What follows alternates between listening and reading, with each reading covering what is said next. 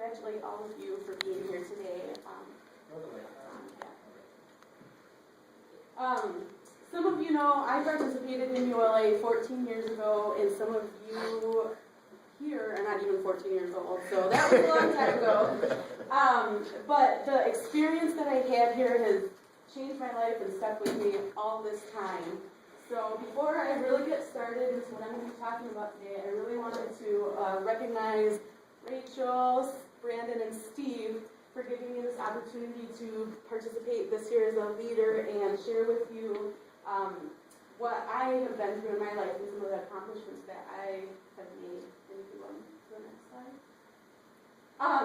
Napoleon Hill says it best when we're talking about habits and building the right habits. Whatever the mind can conceive and believe, the mind can achieve. And I'm a strong believer in this, and some of the obstacles that I've overcome, this has always stuck with me.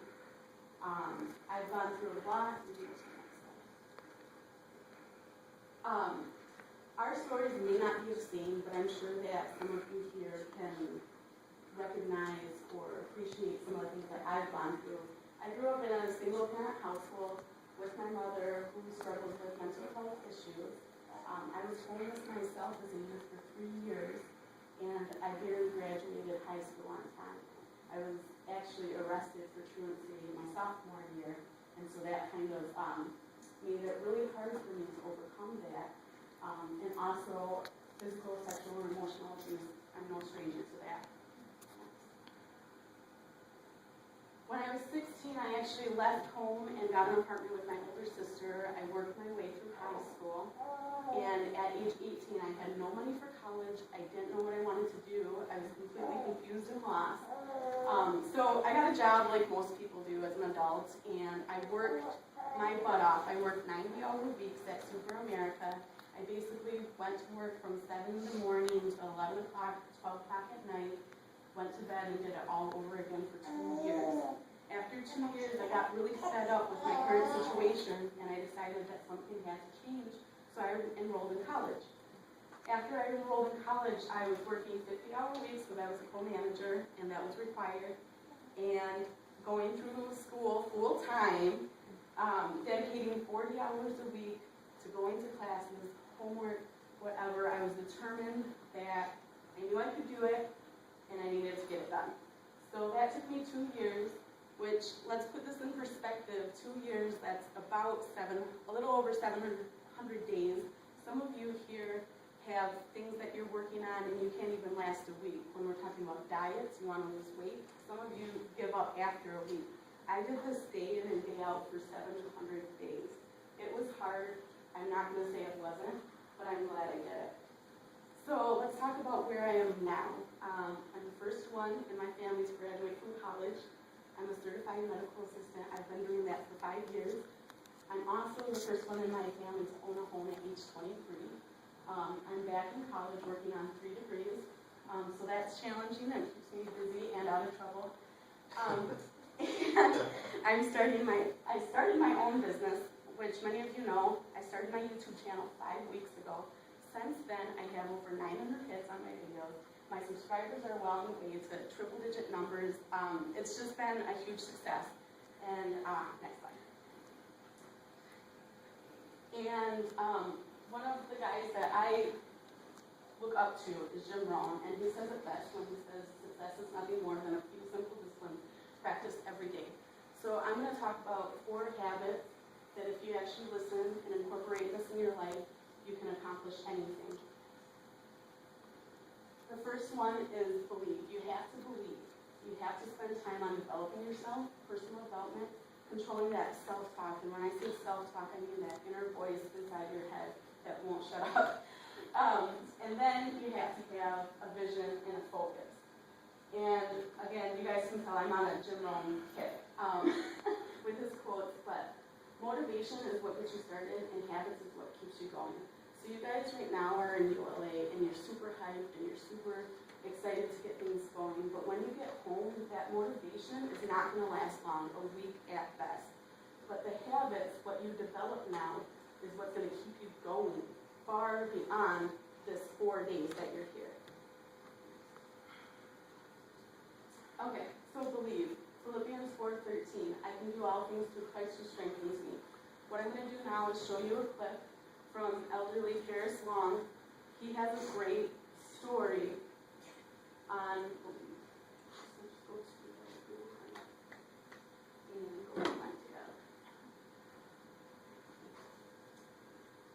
I heard very clearly in my ear, I heard the Lord say, jump.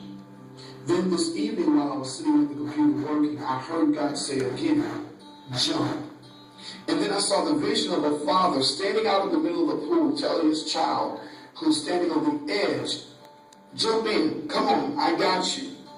And the interesting thing is I'm watching this child in my vision, I'm watching this child vacillating back and forth, just trying to decide whether he can trust daddy when he jumps in to not let him go under. He's looking at the vastness of what's before him. He's looking at the uncertainty of whether he can survive in what he's about to jump into. It's not your job to worry about whether you can survive in what you're about to jump into, because your Father is trying to teach you mastery of a new element in your life. See, to be on the dry land is your comfort zone. God said to tell you, I'm pulling you out of your comfort zone. You gotta jump. Now listen, the next thing you gotta understand is that when you jump out there, sometimes, now, I just said you won't go under permanently, but sometimes he'll let you go under for a moment. When I was teaching my kids to swim, I told them to jump in, and when they jump, sometimes I let them go a little bit into the water, but I would never let them drown. I let them go into the water so they can get a good feel of the element and they would not be afraid of it because it could not harm them. I taught them the principles of the element they were about to master. That's what God's trying to do to you. He's trying to teach you the principles of the element you're about to master. The last thing I need to tell you, and this is the strongest point that the Lord made to me tonight. I didn't make it in my Facebook post, but I need to make it right now. I need to tell you the way that you are going to win. He said, tell them, make sure they jump in my direction. You don't want to go under? Stepping outside of your comfort zone and doing things that are uncomfortable for you. Because if you're always stuck in a box and you're always doing what you're good at doing, you'll never grow. So we need to start mastering new elements. Okay, can we put this side notes? And then someone once famous said, the land of familiarity belongs to the dead. Because if you don't do things that you're not used to doing, you're just going to be stuck. You're going to be limited. So when you don't go outside of your comfort zone, you are literally committing spiritual and emotional suicide. And what I need to make a point of is it's great to have goals, but sometimes we don't always reach our goals. Some people get so focused on making that goal. It's not just about achieving the goal. It's about your journey and the person you become during that process of going after your dream and your goal. The second point is personal development. You have to spend time reading or listening to people that you want to be like, that are goal-minded like you, and that are going after, that have already gotten what you're going after. A common misconception is talent is the same thing as skill. It's not. It's completely different. Talent is what is naturally given to you.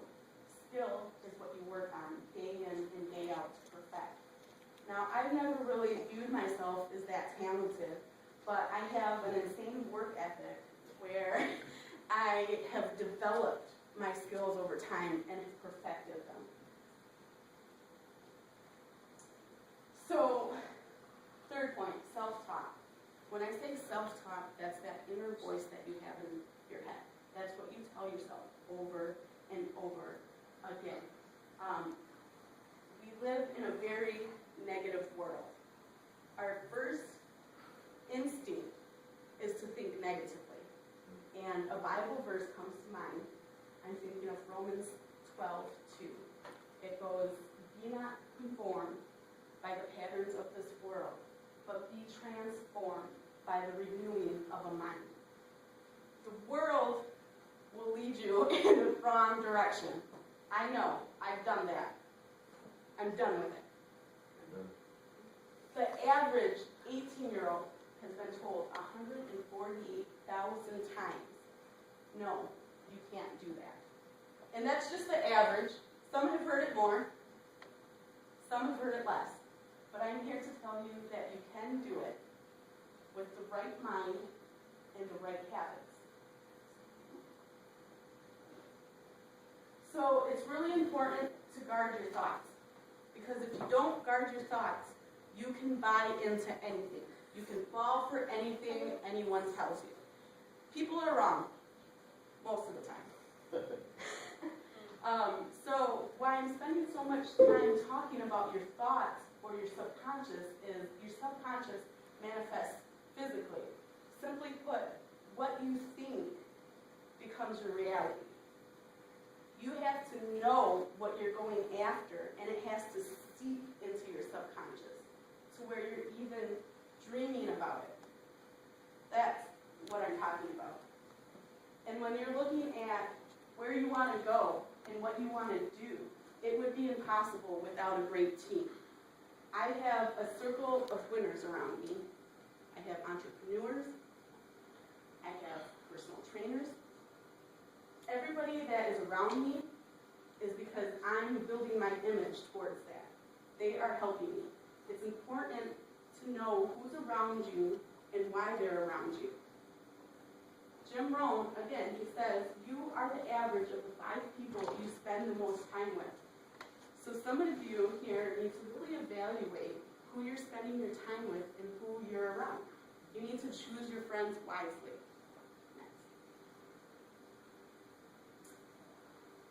And lastly, you have to have a vision or a focus. Without vision or focus, you won't get anywhere. So you have to ask yourself, what are you reaching for? Some of you get so distracted by crumbs that you can't even see the whole cake. And when I'm talking about crumbs, I'm talking about friends, I'm talking about family, I'm talking about your habits. So really think about what you're going for. And you have to be phenomenal. Because everybody, I'm sure, have heard, like attracts like, or birds of a feather flock together. So when you're great, or when you're phenomenal, you attract that. On the flip side, when you're average, you attract average, so don't get upset when you get average results.